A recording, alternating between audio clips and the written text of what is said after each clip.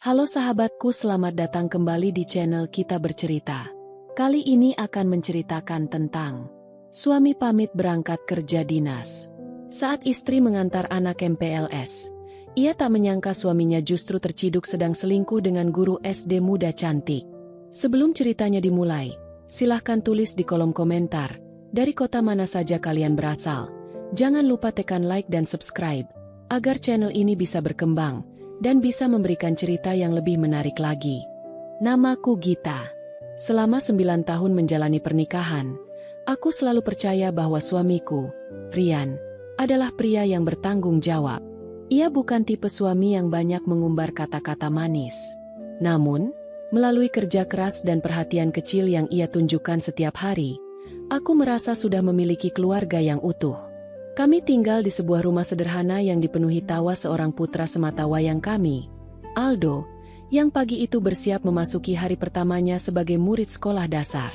Hari itu adalah awal dari masa pengenalan lingkungan sekolah, atau MPLS. Sebagai seorang ibu, aku sudah menantikan momen itu sejak lama. Sejak subuh aku telah terbangun. Aroma nasi hangat memenuhi dapur.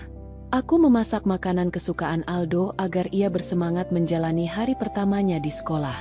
Sesekali aku melirik jam dinding yang terus bergerak, memastikan tidak ada satupun persiapan yang terlewat. Aldo bangun. "Nak, hari ini hari besar untukmu," panggilku lembut dari depan kamar. Tak lama kemudian terdengar suara kecil yang masih mengantuk. "Iya, Bu, 5 menit lagi." Aku hanya tersenyum.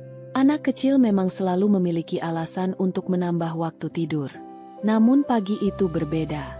Begitu kuingatkan bahwa ia akan memakai seragam SD untuk pertama kalinya, Aldo langsung berlari keluar kamar dengan wajah penuh semangat. "Benarkah hari ini aku sudah jadi anak SD?" "Iya, mulai hari ini kamu akan belajar banyak hal baru." Aldo tersenyum lebar. Matanya berbinar melihat seragam putih merah yang telah kusetrika rapi semalam. Dengan penuh hati-hati ia mengenakannya sambil beberapa kali bercermin. Melihat kebahagiaannya membuat hatiku ikut hangat. Di ruang makan, Rian sudah duduk sambil menikmati secangkir kopi. "Pagi, sayang." Sapanya, "Pagi." Ia memandang Aldo yang baru keluar dari kamar. "Wah, sekarang anak ayah sudah besar." Aldo tersenyum bangga. "Ayah nanti ikut ke sekolah, kan?" Pertanyaan itu membuat Rian terdiam sesaat. Ia lalu menghela napas pelan sebelum mengusap kepala putra kami. "Ayah minta maaf ya, Nak. Ayah harus berangkat dinas pagi ini." Raut wajah Aldo langsung berubah kecewa. "Lagi?" Aku mencoba mencairkan suasana. "Tidak apa-apa. Nanti ibu yang menemani Aldo." Rian mengangguk perlahan. "Iya. Setelah ayah pulang 3 hari lagi, kita jalan-jalan sekeluarga." Aldo akhirnya mengangguk meski senyumnya tak lagi selebar tadi. Aku memperhatikan koper hitam yang sudah berdiri di dekat pintu. Rupanya Rian memang telah menyiapkan segala kebutuhannya sejak malam. "Ke kota mana kali ini?" tanyaku sambil menuangkan teh. "Semarang. Ada rapat dengan klien besar. Mungkin jadwalnya cukup padat. Semoga semuanya lancar." "Amin." Jawaban itu terdengar biasa saja. Sama seperti perjalanan dinas yang sudah beberapa kali ia lakukan selama beberapa tahun terakhir. Aku tidak memiliki alasan sedikit pun untuk meragukannya. Selesai sarapan, Rian berdiri lalu mengenakan jas tipis berwarna abu-abu. Ia merapikan kerah bajunya di depan cermin. "Aku berangkat dulu." Aku ikut berdiri. "Hati-hati di jalan." Ia mengangguk lalu memelukku sebentar. Pelukan itu terasa hangat seperti biasanya. Setelah itu ia mencium keningku, kemudian memeluk Aldo. "Jaga ibu, ya." "Iya, ayah." Rian mengangkat koper ke bagasi mobil. Aku dan Aldo berdiri di teras melambaikan tangan hingga mobilnya menghilang di ujung jalan. Tak pernah sedikit pun terlintas di benakku bahwa itu adalah kebohongan pertama yang akan menghancurkan kepercayaan kami. Setelah memastikan semua perlengkapan Aldo lengkap, aku mengajaknya berangkat menuju sekolah. Sepanjang perjalanan, Aldo tak berhenti bercerita. "Bu, nanti aku dapat teman baru, ya." Tentu. Kalau aku takut bagaimana? Ayah dan ibu selalu mengajarkan Aldo menjadi anak pemberani. Tidak perlu takut. Ia tersenyum kecil lalu menggenggam tanganku lebih erat. Begitu memasuki halaman sekolah, suasana begitu meriah. Puluhan anak mengenakan seragam baru. Sebagian tampak ceria. Sebagian lagi masih malu-malu bersembunyi di balik orang tua mereka. Balon warna-warni menghiasi gerbang sekolah. Para guru berdiri menyambut setiap murid dengan senyum ramah.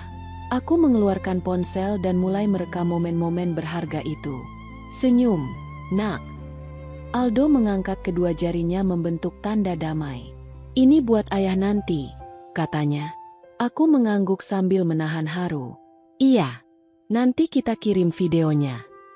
Beberapa menit kemudian terdengar suara seorang guru memanggil.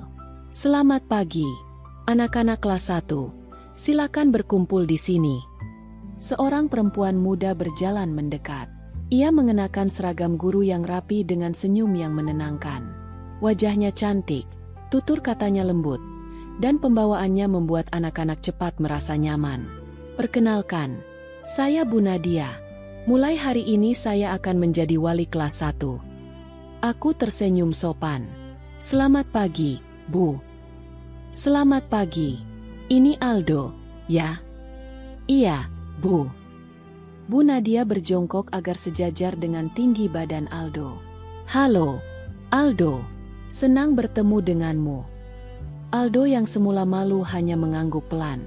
Tidak perlu takut. Di kelas nanti kita akan bermain sambil belajar. Ucapan itu membuat Aldo mulai tersenyum. Melihat interaksi mereka, aku merasa lega. Dalam hati aku bersyukur karena putraku mendapatkan wali kelas yang tampak sabar dan penuh perhatian. Aku sama sekali tidak mengetahui bahwa perempuan yang baru saja memperkenalkan dirinya itu kelak akan menjadi penyebab terbesar hancurnya rumah tanggaku. Setelah memastikan Aldo masuk ke barisan bersama teman-teman barunya, aku melangkah menuju area parkir. Aku berniat segera pulang untuk membereskan rumah sebelum menelepon Rian dan mengirimkan video hari pertama sekolah putra kami. Namun tepat ketika aku hampir mencapai mobil, pandanganku tertuju pada sebuah kendaraan berwarna hitam yang baru saja berhenti di sisi belakang gedung sekolah. Langkahku mendadak terhenti. Dadaku berdegup lebih cepat. Mobil itu sangat mirip dengan mobil milik Rian. Aku menggeleng pelan, mencoba mengusir pikiran yang menurutku tidak masuk akal. Mustahil, bisikku lirih. Bukankah suamiku seharusnya sedang menuju luar kota untuk perjalanan dinas? Tanpa kusadari, rasa penasaran mulai mengalahkan logika. Aku terus menatap kendaraan itu dari kejauhan. Dan saat pintu mobil perlahan terbuka, aku mematung di tempat. Mataku tak berkedip menatap mobil hitam yang terparkir di sisi belakang gedung sekolah. Mobil itu sangat kukenal. Plat nomornya, goresan kecil di pintu sebelah kiri, hingga gantungan kecil yang tergantung di kaca depan. Semuanya begitu familiar. Itu, mobil Mas Rian. Aku berusaha menenangkan diri. Mungkin saja aku keliru. Bukankah banyak mobil dengan tipe yang sama? Lagi pula, Rian seharusnya sedang berada di perjalanan menuju Semarang. Tidak mungkin ia berada di sekolah ini. Namun, ketika pintu mobil terbuka perlahan, seluruh harapan yang masih tersisa mulai runtuh. Seorang pria keluar dari balik kemudi. Aku mengenali postur tubuhnya lebih dulu. Cara ia merapikan lengan kemeja. Kebiasaan kecil membetulkan jam tangan sebelum berjalan. Semua gerakan itu sudah sangat akrab bagiku selama 9 tahun hidup bersama. Dadaku mendadak sesak. Itu benar-benar Rian. Tanganku yang memegang ponsel mulai bergetar. Napasku terasa berat. Untuk beberapa detik, aku hanya mampu berdiri mematung tanpa sanggup melangkah. Pikiranku dipenuhi berbagai pertanyaan. Bukankah tadi pagi ia berpamitan untuk perjalanan dinas? Bukankah koper itu sudah masuk ke bagasi mobil? Mengapa ia justru berada di sekolah tempat anak kami belajar? Aku mencoba berpikir positif. Mungkin ada sesuatu yang tertinggal. Mungkin ia hanya ingin melihat Aldo sebentar sebelum benar-benar berangkat. Aku terus mencari alasan agar hatiku tidak langsung menuduh. Selama ini Rian tidak pernah memberiku alasan untuk curiga. Aku ingin percaya bahwa semua ini hanyalah kebetulan. Rian menoleh ke kanan dan ke kiri seolah memastikan keadaan sekitar. Setelah itu ia menutup pintu mobil tanpa membawa koper yang tadi pagi kulihat. Hal kecil itu membuat dadaku kembali berdebar. Kalau memang hendak melanjutkan perjalanan dinas, mengapa kopernya tetap berada di dalam mobil? Aku tanpa sadar melangkah mengikuti dari kejauhan. Gedung sekolah cukup luas. Di bagian depan dipenuhi orang tua murid yang masih mengantar anak-anak mereka. Namun semakin ke belakang, suasananya mulai sepi. Hanya ada beberapa kendaraan guru yang terparkir di dekat ruang administrasi. Aku menjaga jarak agar Rian tidak melihatku. Langkahku terasa sangat berat. Berkali-kali aku ingin berbalik dan pulang saja. Tetapi rasa penasaran mendorongku untuk terus berjalan. Rian memasuki lorong yang mengarah ke ruang guru. Aku berhenti di balik tembok dekat taman sekolah. Dari tempatku berdiri, pintu ruang guru terlihat jelas. Sesekali terdengar suara guru yang sedang berbincang mengenai jadwal MPLS. Beberapa anak berlari kecil di halaman sambil tertawa riang. Suasana sekolah begitu damai. Justru kedamaian itu membuat kegelisahanku semakin terasa. Aku memandang jam di layar ponsel. Pukul 8:15 menit. Seharusnya, jika benar sedang melakukan perjalanan dinas, Rian sudah cukup jauh meninggalkan kota ini. Namun kenyataannya ia berada di dalam sekolah. 5 menit berlalu. 10 menit. Belasan menit. Aku mulai berpikir untuk pulang. Mungkin memang ada urusan pekerjaan yang berkaitan dengan sekolah. Aku tidak ingin berprasangka buruk hanya karena melihat suamiku berada di tempat yang sama. Saat aku hendak melangkah pergi, pintu ruang guru akhirnya terbuka. Beberapa guru keluar sambil membawa map. Aku memperhatikan satu persatu wajah mereka. Lalu, seseorang muncul dari balik pintu. Perempuan muda itu adalah Bu Nadia, wali kelas Aldo. Ia tersenyum sambil membawa beberapa buku di pelukannya. Rambutnya yang tersanggul rapi membuat wajahnya terlihat semakin anggun. Beberapa guru lain berjalan melewatinya sambil bercanda ringan. Aku kembali menghela napas lega. Mungkin memang hanya kebetulan. Namun, rasa lega itu hanya bertahan beberapa detik. Karena setelah guru-guru lain menjauh, Rian keluar dari ruang guru sambil membawa 2 gelas minuman. Ia menghampiri Nadia dengan langkah santai, tanpa rasa canggung, tanpa terlihat seperti dua orang yang baru saling mengenal. Mereka berdiri cukup dekat. Rian menyerahkan salah satu gelas. Nadia menerimanya sambil tersenyum hangat. Aku masih berusaha meyakinkan diri. Mungkin mereka hanya saling mengenal. Mungkin suamiku memang memiliki urusan dengan pihak sekolah. Namun kemudian kulihat sesuatu yang membuat seluruh tubuhku terasa dingin.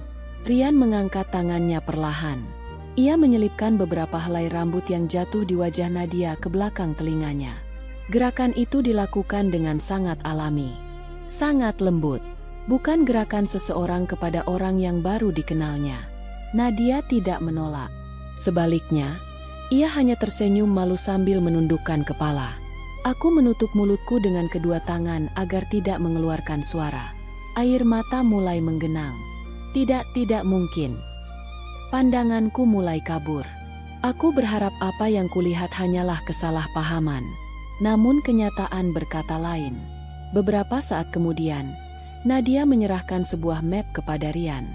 Rian tertawa kecil. Entah apa yang mereka bicarakan. Aku tidak dapat mendengar suara mereka karena jarak yang cukup jauh. Tetapi bahasa tubuh mereka sudah menjelaskan banyak hal. Tidak ada kecanggungan. Tidak ada jarak. Mereka terlihat seperti dua orang yang telah lama saling mengenal. Aku bersandar pada dinding. Kakiku mulai lemas. Selama 9 tahun menikah, belum pernah aku melihat Rian bersikap sehangat itu kepada perempuan lain. Tak lama kemudian, beberapa guru kembali melintas menuju halaman sekolah. Melihat ada orang lain mendekat, Rian dan Nadia langsung menjaga jarak. Mereka berubah menjadi sangat profesional, seolah hanya sedang membahas urusan pekerjaan. Perubahan sikap yang begitu cepat justru membuat kecurigaanku semakin besar. Aku mulai memahami satu hal. Mereka tahu hubungan mereka tidak boleh terlihat. Aku menghapus air mata yang mulai jatuh. Aku ingin segera menemui Rian. Aku ingin bertanya mengapa ia berbohong. Aku ingin meminta penjelasan saat itu juga.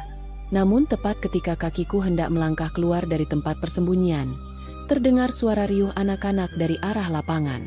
MPLS baru saja dimulai. Puluhan murid kelas 1 berjalan berbaris mengikuti guru masing-masing. Di antara mereka, aku melihat Aldo. Putraku berjalan sambil tersenyum bangga.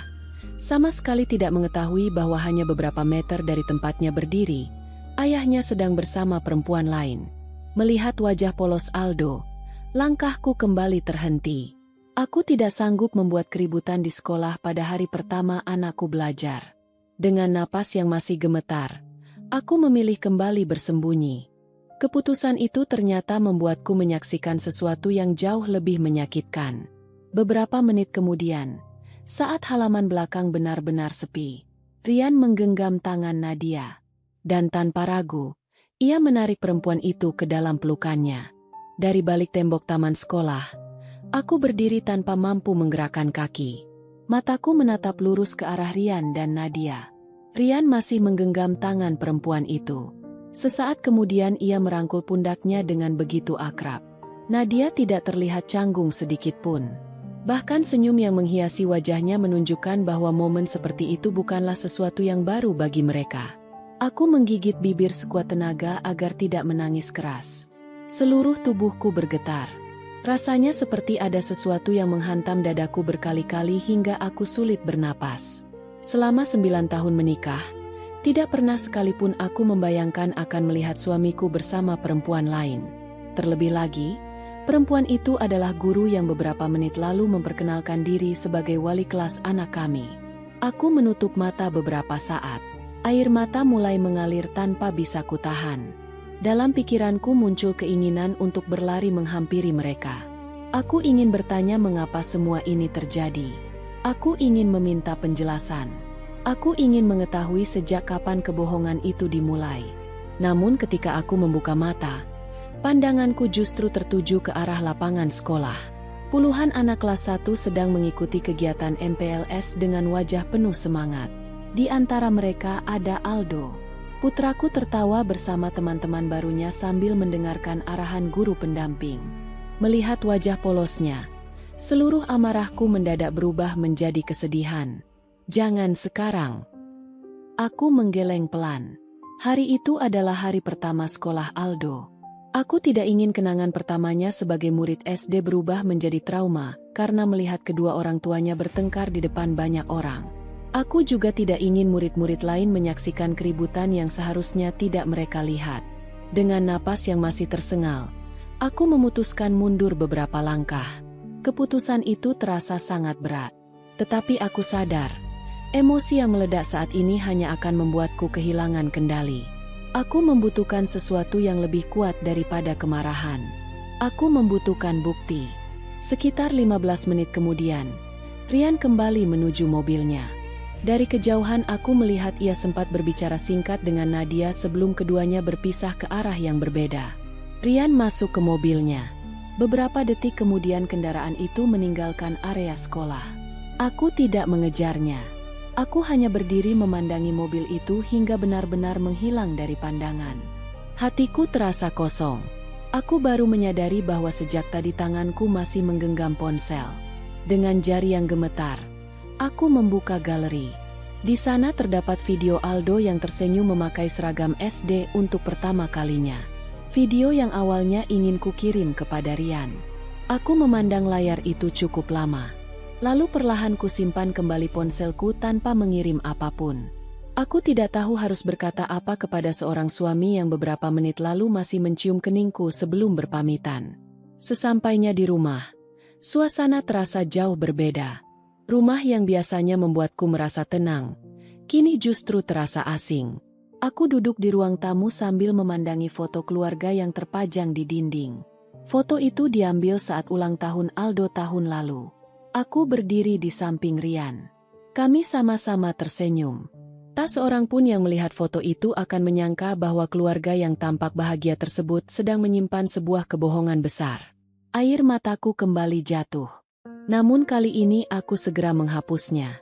Aku tidak boleh terus menangis. Aku mengulang kalimat itu berkali-kali. Kalau memang Rian telah mengkhianati kami, aku harus menghadapi semuanya dengan kepala dingin.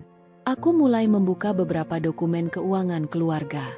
Selama ini semua pemasukan dan pengeluaran rumah tangga kami tercatat cukup rapi.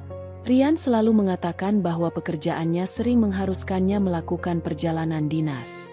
Biaya hotel, transportasi, makan, semuanya menurutku masih wajar. Tetapi setelah kejadian di sekolah tadi, setiap angka yang kulihat terasa berbeda. Aku mulai memperhatikan mutasi rekening bersama. Beberapa transaksi bernilai cukup besar ternyata dilakukan pada hari-hari ketika Rian mengaku sedang berada di luar kota. Ada pembayaran hotel, ada transfer ke rekening yang tidak kukenal, ada transaksi di restoran mewah yang tidak pernah kami kunjungi bersama. Dadaku kembali berdebar. Selama ini aku tidak pernah benar-benar memperhatikan detail tersebut karena percaya sepenuhnya kepada suamiku. Kini semua mulai terlihat janggal. Malam harinya, tepat pukul 8, ponselku berdering. Nama Rian muncul di layar. Aku menarik napas panjang sebelum menjawab. Halo. Halo, sayang. Sudah makan? Suara Rian terdengar sangat tenang. Seolah pagi tadi tidak pernah terjadi apa-apa. Sudah. Bagaimana hari pertama Aldo? Aku menoleh ke arah putraku yang sedang tertidur setelah kelelahan mengikuti MPLS. Dia senang. Syukurlah. Beberapa detik kami sama-sama terdiam. Rian kembali berbicara. Maaf ya, aku tidak bisa mendampingi kalian. Aku memejamkan mata. Kalimat itu terasa seperti pisau yang perlahan mengiris hati. Ia meminta maaf karena mengaku sedang dinas. Padahal aku melihat sendiri di mana ia berada pagi tadi. Semoga rapatmu lancar. Aku sengaja mengucapkan kalimat itu. Iya, besok masih ada pertemuan lagi. Jawaban itu membuatku semakin yakin. Rian masih memilih berbohong. Padahal ia tahu bahwa kebohongan sekecil apapun suatu hari akan terbongkar. Setelah percakapan selesai, aku meletakkan ponsel di atas meja. Tidak ada lagi air mata yang keluar. Kesedihan itu perlahan berubah menjadi tekad. Aku tidak akan menuduh tanpa bukti.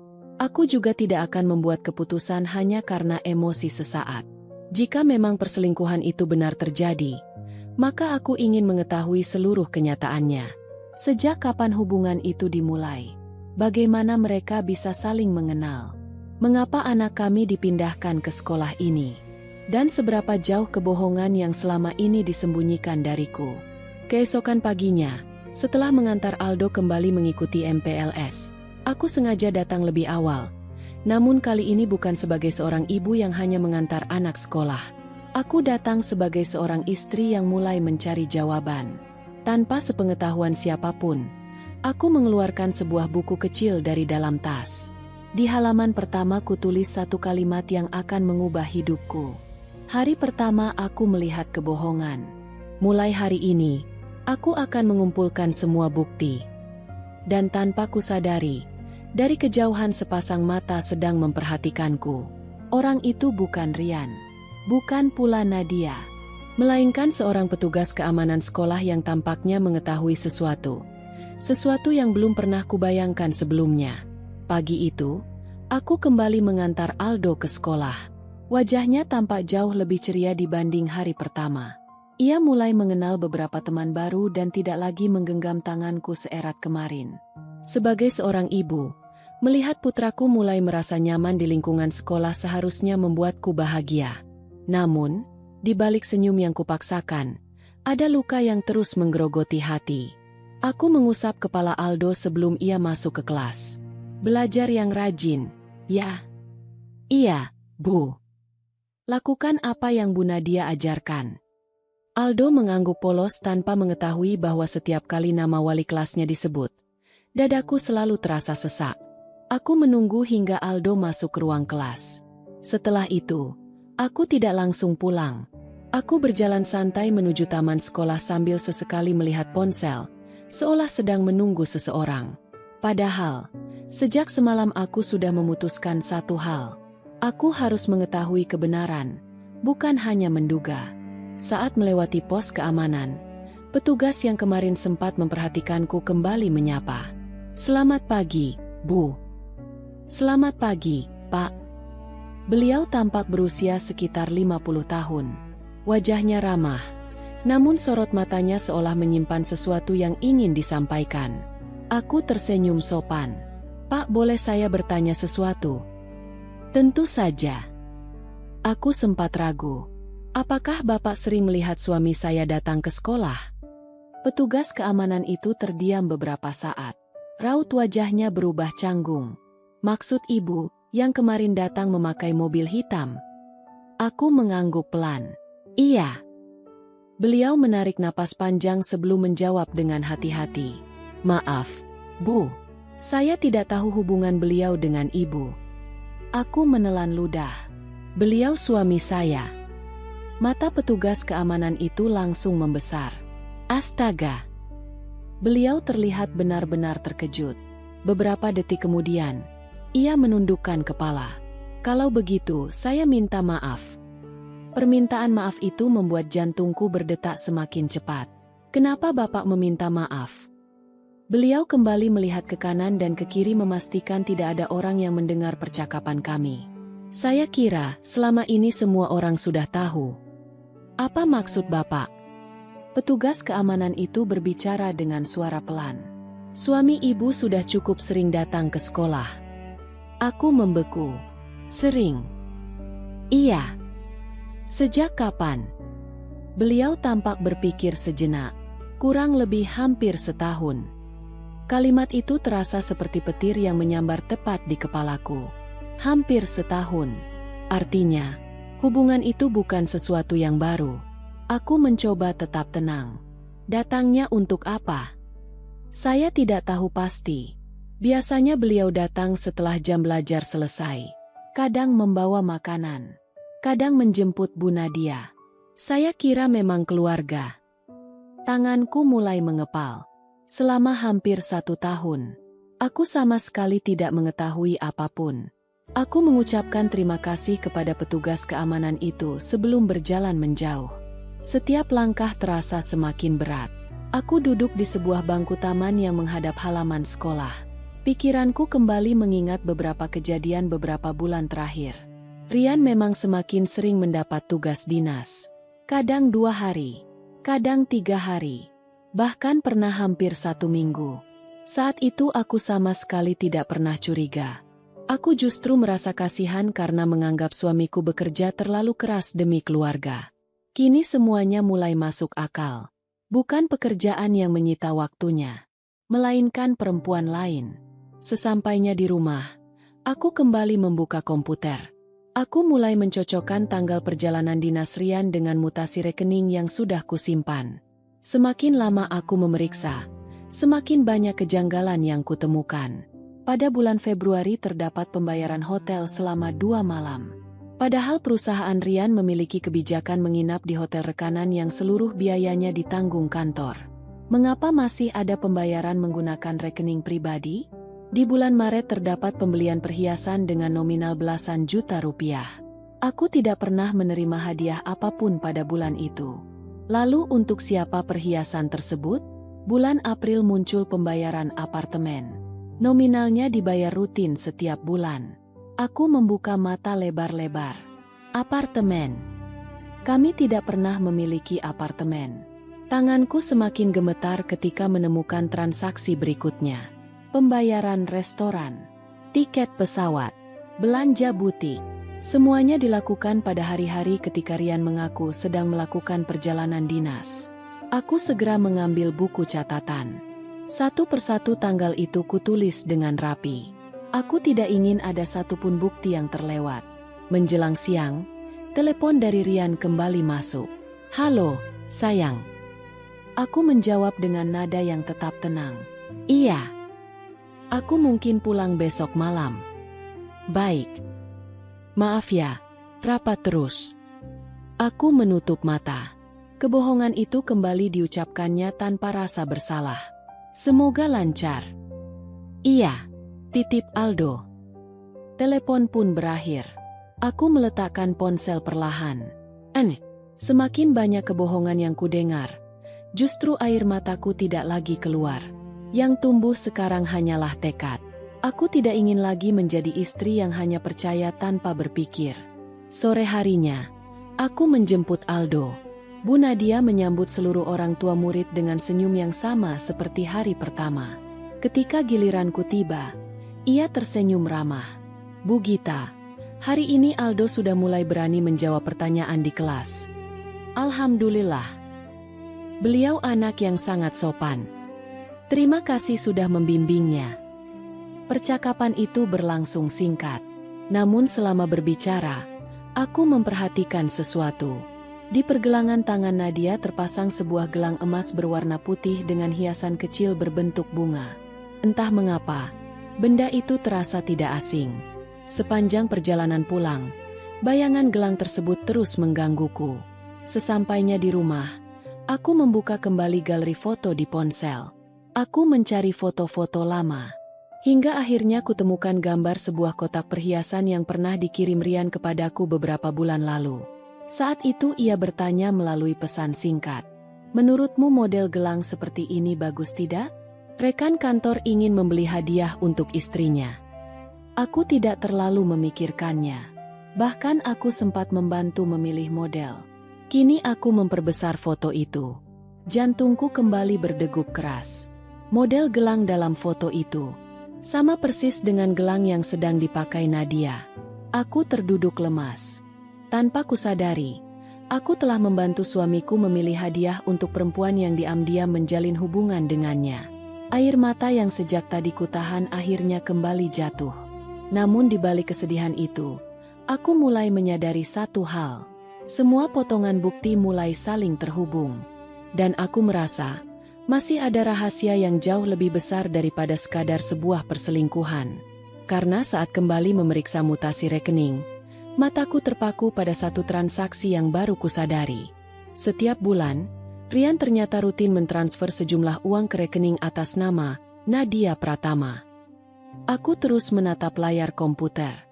Di hadapanku, deretan mutasi rekening tampak seperti potongan-potongan teka-teki yang selama ini tersembunyi di balik kehidupan rumah tanggaku. Setiap transaksi yang dulu kuanggap biasa, kini memiliki makna yang sama sekali berbeda. Tanganku kembali menggeser layar ke bagian bawah.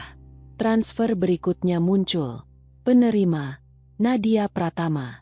Nominalnya tidak kecil.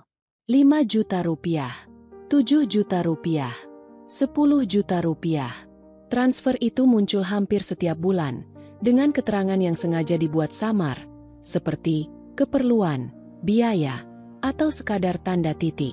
Aku memejamkan mata. Selama ini Rian selalu mengatakan bahwa kondisi keuangan kami harus dihemat karena biaya sekolah Aldo semakin besar. Bahkan beberapa kali ia menolak ketika aku mengajaknya berlibur bersama keluarga dengan alasan harus menabung. Kini aku mengetahui kemana sebagian uang itu mengalir. Bukan untuk keluarga, melainkan untuk perempuan lain. Aku mengambil buku catatan yang sejak beberapa hari terakhir selalu kubawa. Di halaman-halaman sebelumnya sudah tertulis berbagai temuan. Hari pertama melihat Rian di sekolah. Keterangan dari petugas keamanan. Daftar perjalanan dinas yang ternyata tidak sesuai. Pembayaran hotel, apartemen, perhiasan. Kini kutambahkan satu catatan baru. Transfer rutin kepada Nadia Pratama. Aku tidak ingin mengambil keputusan berdasarkan emosi. Semua harus tersusun rapi. Jika suatu saat aku harus menjelaskan kepada keluarga, kepada pengacara, atau kepada siapapun, aku ingin berbicara berdasarkan fakta. Malam harinya, Rian benar-benar pulang. Suara mobilnya terdengar memasuki halaman rumah. Aku menarik napas panjang sebelum membuka pintu. Rian turun sambil membawa koper hitam yang sama seperti ketika ia berpamitan beberapa hari lalu. Wah, akhirnya sampai juga. Ia tersenyum seolah baru saja kembali dari perjalanan kerja yang melelahkan. Ayah! Aldo langsung berlari memeluknya. Rian mengangkat tubuh putra kami sambil tertawa. Ayah kangen. Aku juga. Melihat pemandangan itu, hatiku kembali terasa nyeri. Aku tidak pernah berniat memisahkan Aldo dari ayahnya. Yang menghancurkan keluarga kami bukanlah diriku, melainkan pilihan Rian sendiri. Di meja makan, kami menikmati makan malam bersama. Suasananya terlihat seperti keluarga biasa. Rian bercerita mengenai rapat yang katanya berlangsung hingga malam. Ia menyebut nama kota, nama hotel, bahkan menceritakan menu makanan yang konon disantap bersama rekan-rekan kerjanya. Semua terdengar begitu meyakinkan.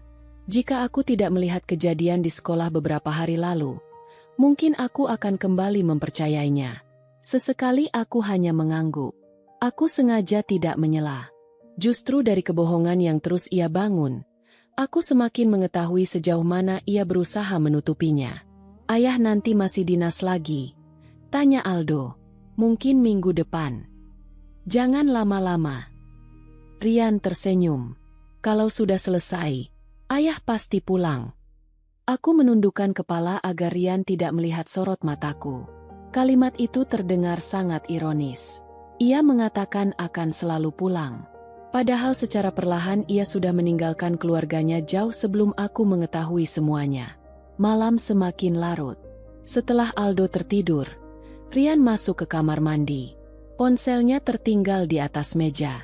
Aku memandang benda itu cukup lama. Aku tahu setiap orang berhak memiliki privasi. Namun setelah semua kebohongan yang kutemukan, aku merasa harus mengetahui kebenaran sepenuhnya.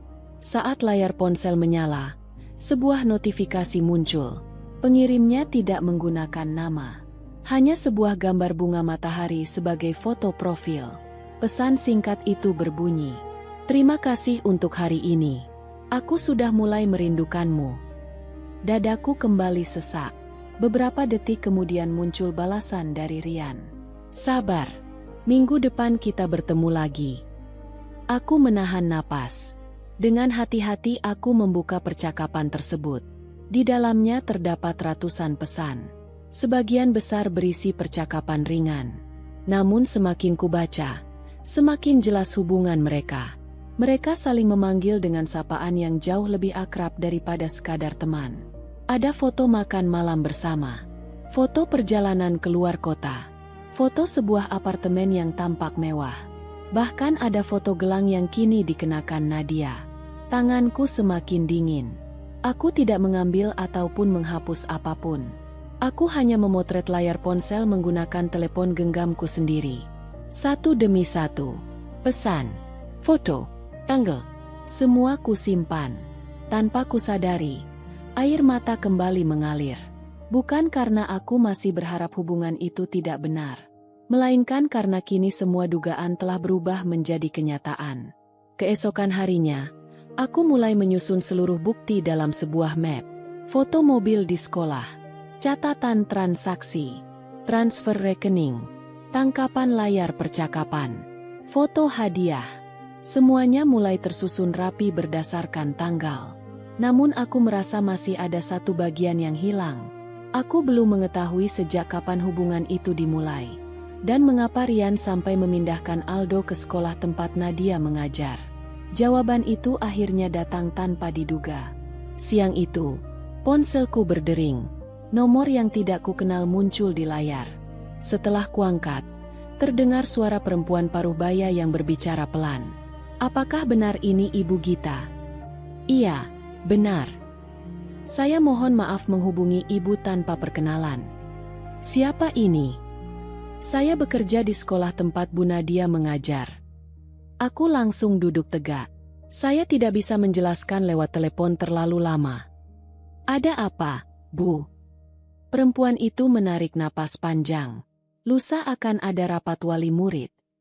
"Iya. Saya hanya ingin mengatakan satu hal." "Apa?" Suara di seberang terdengar semakin lirih. "Apa yang Ibu ketahui sekarang, sebenarnya baru sebagian kecil. Perselingkuhan itu sudah berlangsung hampir 1 tahun. Dan yang paling mengejutkan, anak Ibu dipindahkan ke sekolah ini bukan karena alasan pendidikan, melainkan karena permintaan suami Ibu sendiri agar ia bisa lebih sering bertemu dengan Bu Nadia." Telepon itu terputus. Aku hanya mampu memegang ponsel dengan tangan gemetar. Kini aku memahami satu kenyataan yang paling menyakitkan. Bahkan keputusan penting mengenai masa depan pendidikan putraku ternyata telah dijadikan bagian dari kebohongan yang selama ini disembunyikan Rian. Sejak menerima telepon dari seseorang yang bekerja di sekolah, pikiranku tidak lagi tenang.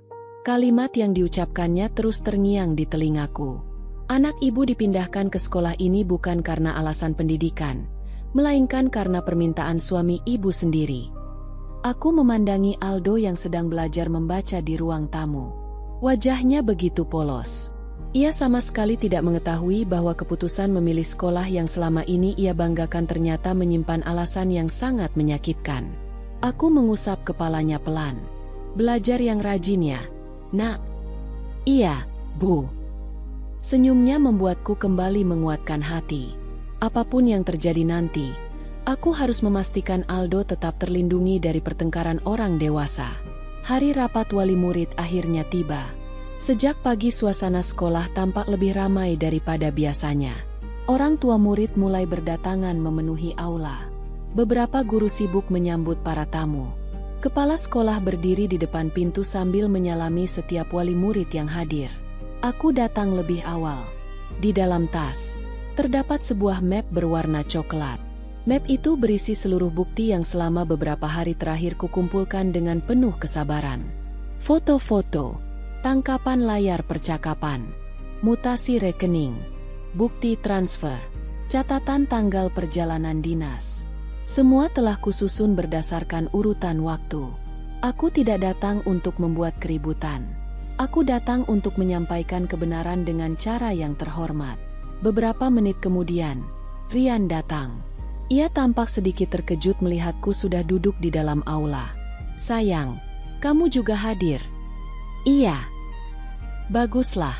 Kita memang harus kompak mendampingi Aldo. Aku hanya tersenyum tipis. Kalimat itu terdengar sangat menyakitkan. Seseorang yang selama hampir 1 tahun menjalani hubungan terlarang masih mampu berbicara tentang kekompakan keluarga. Tak lama kemudian, Nadia memasuki aula bersama beberapa guru lainnya. Ia mengenakan seragam yang rapi dan menyapa seluruh wali murid dengan ramah. Saat pandangan kami bertemu, ia tetap tersenyum seperti biasa.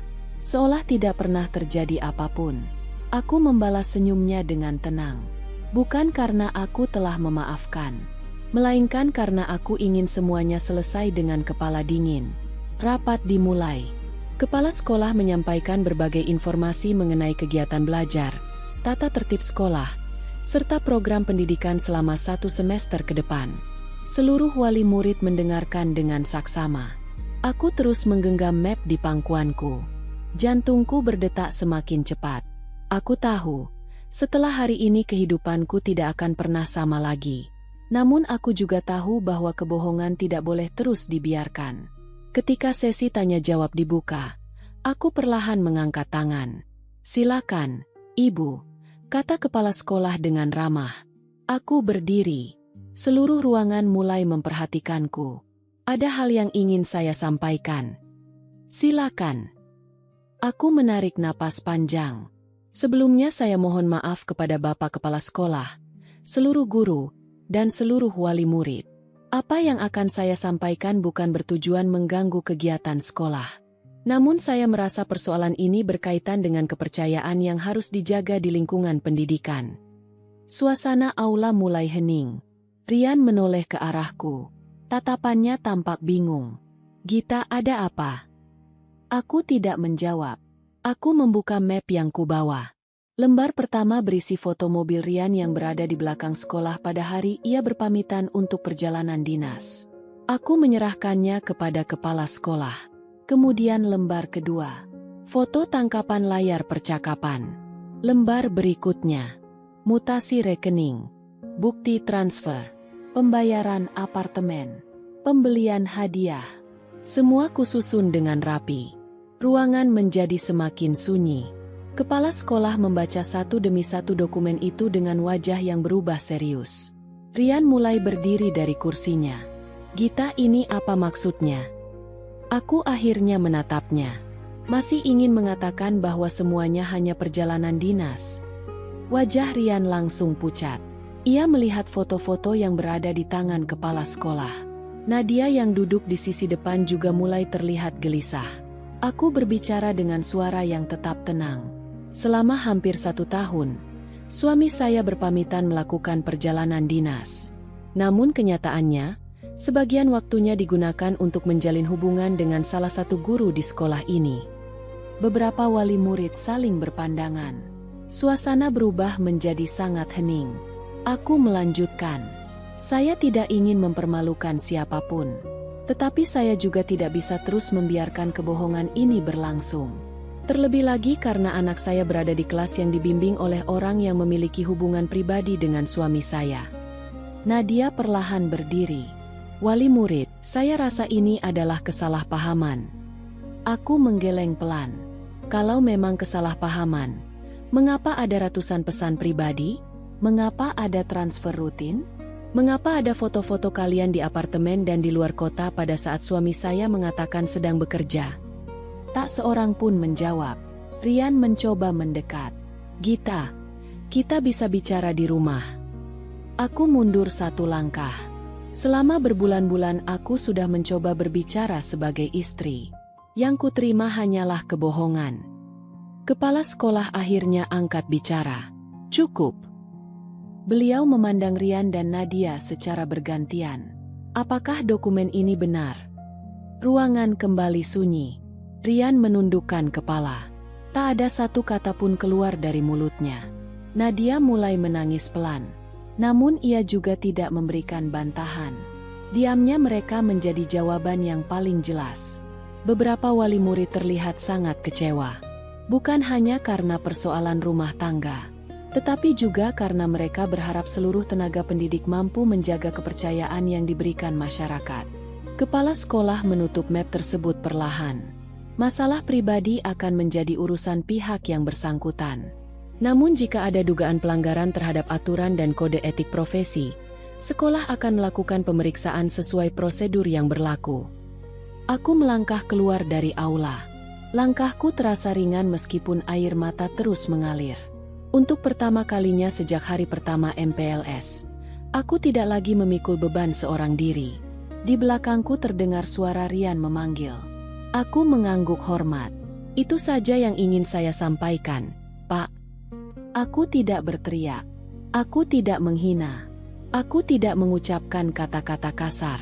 Karena bagiku, seluruh bukti yang berbicara jauh lebih kuat daripada luapan emosi. Gita tunggu. Namun aku tidak menoleh. Aku terus berjalan menuju halaman sekolah.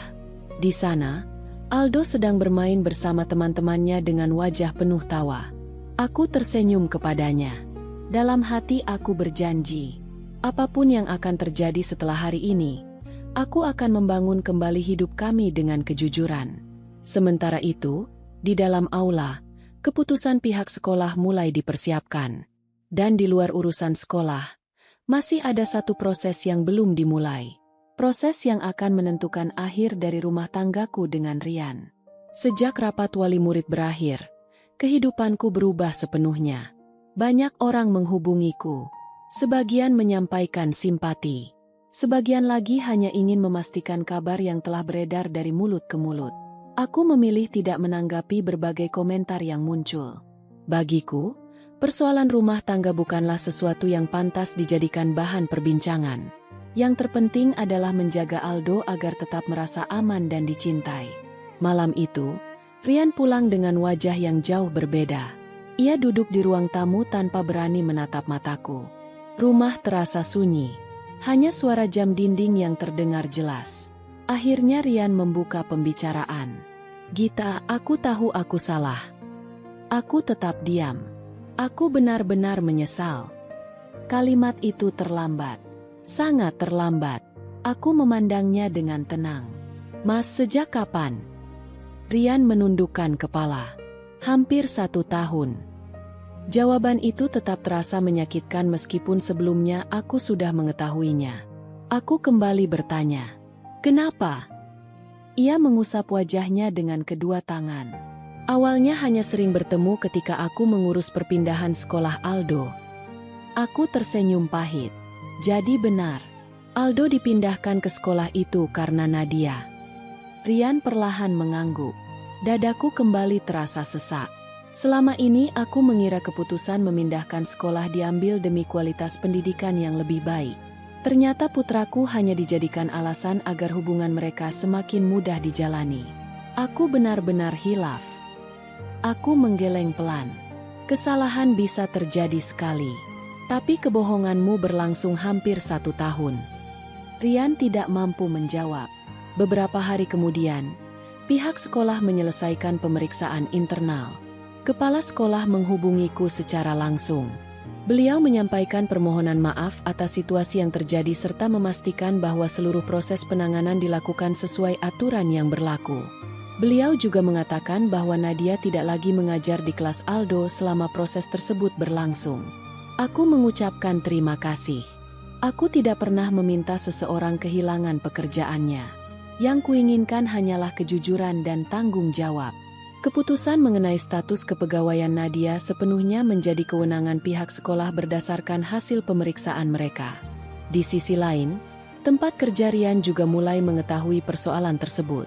Beberapa perjalanan dinas yang selama ini ia laporkan ternyata tidak sesuai dengan data kehadiran perusahaan. Pihak kantor melakukan evaluasi terhadap laporan tugas dan penggunaan fasilitas yang berkaitan dengan pekerjaannya. Rian harus mempertanggungjawabkan berbagai hal yang selama ini ia laporkan. Melihat semua itu, aku tidak merasakan kemenangan. Yang kurasakan hanyalah kesedihan. Sebuah keluarga yang dulu utuh kini benar-benar berada di ambang perpisahan. Beberapa minggu kemudian, aku mengajukan gugatan cerai.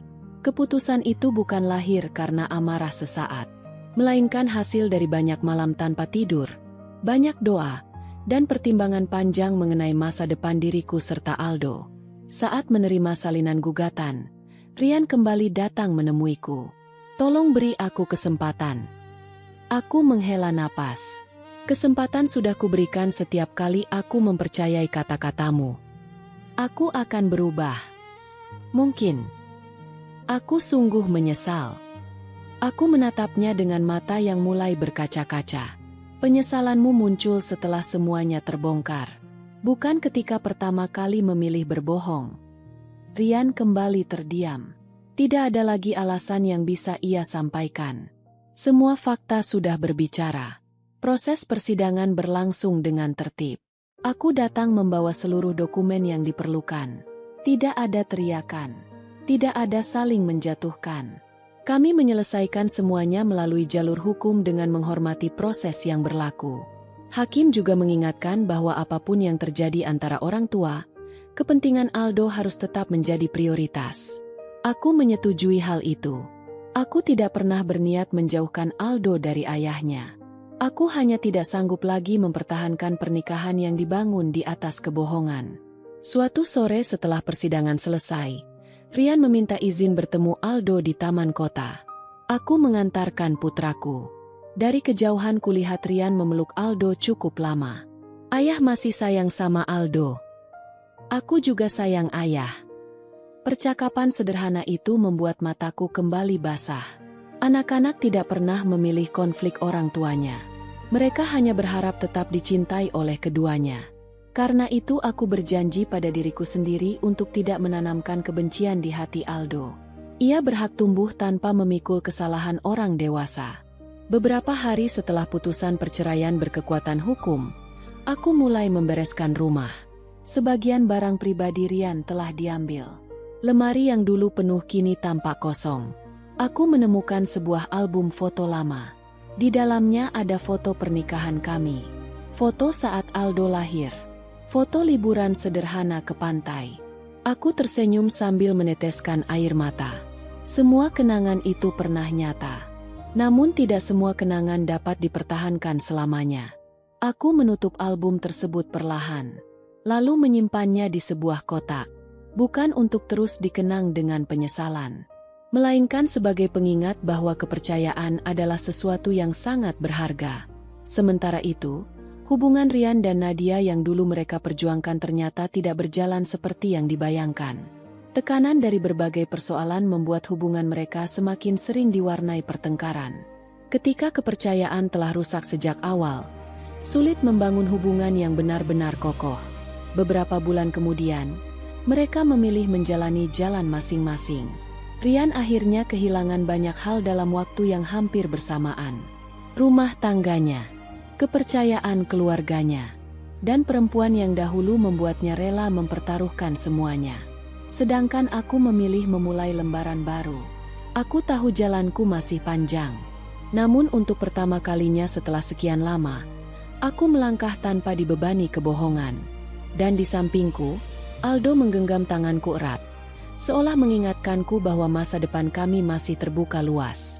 2 tahun telah berlalu sejak hari yang mengubah seluruh hidupku. Hari ketika aku mengantar Aldo mengikuti masa pengenalan lingkungan sekolah. Hari ketika aku melihat sendiri kebohongan yang selama hampir 1 tahun disembunyikan oleh suamiku. Kini, setiap kali mengingat peristiwa itu, luka di hatiku memang belum benar-benar hilang. Namun luka tersebut tidak lagi menguasai hidupku. Ia berubah menjadi pelajaran yang membuatku jauh lebih kuat.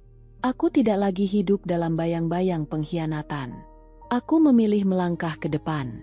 Setelah perceraian selesai, aku memulai semuanya dari awal. Tabungan keluarga memang banyak berkurang akibat berbagai pengeluaran yang selama ini tidak ku ketahui. Karena itu aku harus bekerja lebih keras agar kebutuhan kami tetap terpenuhi. Berbekal kemampuan membuat aneka kue dan makanan rumahan, aku membuka usaha catering kecil dari rumah. Awalnya hanya menerima beberapa pesanan dari tetangga.